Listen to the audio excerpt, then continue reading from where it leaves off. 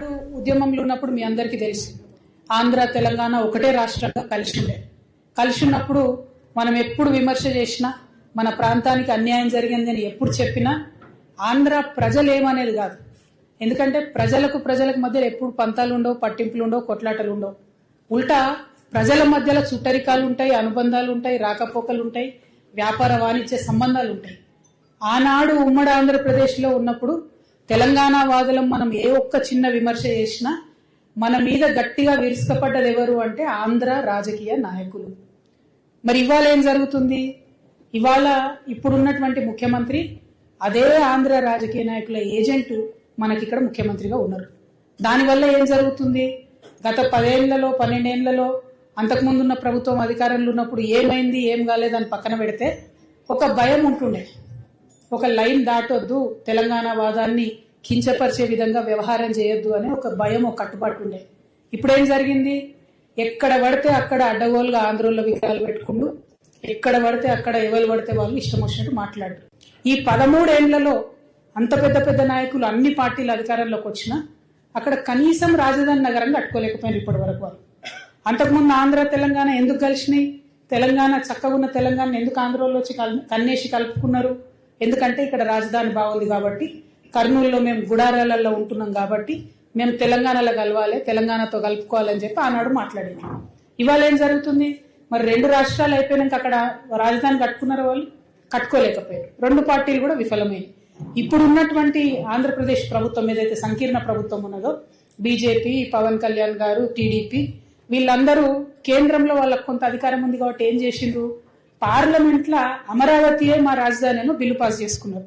ఎంత విచిత్రం అంటే, భారతదేశంలో కేంద్ర ప్రభుత్వం పెత్తనం ఉండొద్దు రాష్ట్రాల విషయంలో అని మనం మాట్లాడుకుంటాం. కానీ అక్కడ ఏం చేసిరు? వాళ్ళ అసెంబ్లీలో తీర్మానం చేసుకోవాలి రాజధాని ఎక్కడని. తీర్మానం చేసుకోకుండా పార్లమెంట్లో తీర్మానం చేసి చేయంగానే ఏమైంది? అపోజిట్ ఉన్నటువంటి జగన్మోహన్ రెడ్డి గారు, మీరు హాస్పిటల్ కట్టరు, ఇప్పటికీ మీ ప్రజలకు కావాల్సిన వసతులు ఇయ్యరు, మీ రాజకీయ అవసరాల కోసం మాత్రం తెలంగాణ మీద పడేస్తారు. ఇది కరెక్ట్ కాదు. మేము గమనిస్తున్నాం. తెలంగాణ వాదులం రాజకీయంగా పరిమితి చెందినటువంటి వాళ్ళం. మీరేదో రెచ్చగొట్టగానే మేము రెచ్చిపోయి మేము ఇడికేలేదో అంటాం అనుకునేరు. కానీ ఇక్కడ వాళ్ళ ఏజెంట్ ముఖ్యమంత్రి గారు ఉండడం వల్ల నష్టం ఏం జరుగుతుందంటే, రకరకాల విగ్రహాలు పెడుతున్నారు. నేను ముందే చెప్పిన, నేనైతే పాత నాయకులంతా మంచిదని కాదు. ఇట్లనే మీరు ఊకే చేసిండ్రంటే మేము ఖచ్చితంగా అధికారంలోకి వస్తాం, అన్ని విగ్రహాలు బిడ్డ పలగొట్ట ఆంధ్రాకి పార్సల్ చేస్తాం. నేనైతే అంత ఓపిక మంత్రాలని కాదు, అంత విశాల హృదయం లేదు నాకు.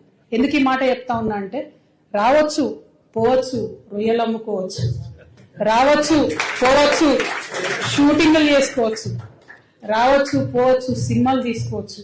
వ్యాపారవేత్తలకైతే ఎర్ర చివాచి వేసి వెల్కమ్ చేస్తుంది. ఎందుకంటే స్విట్జర్లాండ్ అని కాలు పట్టుకొని, యూకే అని కాలు పట్టుకొని, జపాన్ అని కాలు పట్టుకొని ఇడికి రాండయ్య భూములు ఇస్తాం అంటున్నాడు. ఆంధ్రాలో శ్రీ సిటీ అని కట్టిండు ఆయన, ఎవరో రెడ్డి, శేఖర్ రెడ్డి ఎవరు, ఆయన కూడా వెల్కమ్ చెప్తాం మనం. ఎందుకంటే ఒక పేరు ఎందుకు చెప్తున్నా అంటే, సక్సెస్ఫుల్ మోడల్. అక్కడ 30 దేశాల నుంచి వచ్చి కంపెనీలు పెట్టుకురు ఆయన సిటీలో. ఇక్కడికి వచ్చింది అనుకోండి, మన దగ్గర 60 దేశాలలో వచ్చి కంపెనీ పెడతారు. మాకు ప్రాబ్లం వాళ్ళతోని కాదు, ప్రాబ్లం అల్లా మీళ్ళు వచ్చి మళ్ళా ఆంధ్ర రాజకీయ నాయకులు వచ్చి సెక్రటేరియట్లో గంట తిప్పుతామంటేనే మాకు ప్రాబ్లం. అది రానీయం. ఇక పవన్ కళ్యాణ్ గారు, ఆయన మీద ప్రొఫెసర్ నాగేశ్వరరావు గారు ఒక మాట మాట్లాడారు. అట్లనే నిన్న మన పాశం యాదగిరి అన్న ఒక మాట మాట్లాడారు. మాట్లాడంగానే ఇక్కడ వాళ్ళ ఏజెంట్ ఉన్నాడు కాబట్టి ఆంధ్ర పోలీసు వాళ్ళు మా మేధావులు ఇంటికి వస్తారు. ఇట్లా చేస్తే మాత్రం ఊరుకోం, క్వశ్చనే లేదు. మాకు అన్ని రైట్స్ ఉన్నాయి, మేము అనుకున్నది మేము ఖచ్చితంగా చెప్తాం. రాజకీయంగా దమ్ముంటే దాన్ని ఎదుర్కోండి. మీ కాడ రాజధాని కట్టుకున్నాడు రాదు శాత కాదు, కానీ ఇడికొచ్చాట తెలంగాణ నవనిర్మాణం చేస్తాడు. మా పని మేము చేసుకుంటాం, మా నిర్మాణం మేము చేసుకుంటాం, మా కథలు మేము పడతాం. రాష్ట్రం విడిపోయింది, ప్రజలు విడిపోలే. మీరు ప్రజల మధ్యలో చిచ్చు పెట్టకండి. చిచ్చు పెడితే మాట్లాడేటోళ్ళు లేరు, ఊరుకుంటోళ్ళు లేరు అనుకుంటారేమో. ఇగో ఈ జెండా రాకముందు లెక్క వేరే, ఇప్పుడు లెక్క వేరే. టీఆర్ఎస్ 2.0 ఇక్కడ, టీఆర్ఎస్ 2.0 ఇక్కడ పెట్టుకుంటే మాత్రం మంచిగా ఉండదు.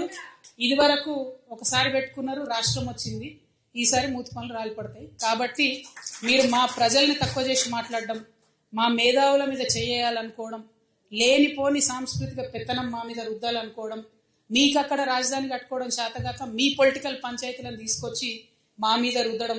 ముందు మీ రాజధాని కట్టుకోండి. మా జిహెచ్ఎంసీ ఎన్నికలలో పోటీ చేసే విషయం మీరు మళ్ళా ఆలోచించారు.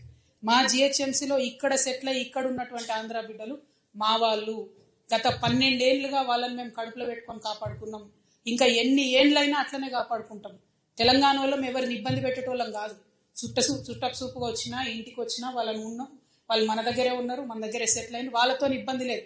రాజకీయంగా పెత్తనం చేస్తాం, సెక్రటేరియట్ల ఏలు పెడతాం, మీ విధానాలలో ఏలు పెడతాం, మీ నీళ్లు దోసుకుంటాం అంటే మాత్రం ఊరుకునేది ఉండదు. ఖచ్చితంగా చెప్తా ఉన్నాం.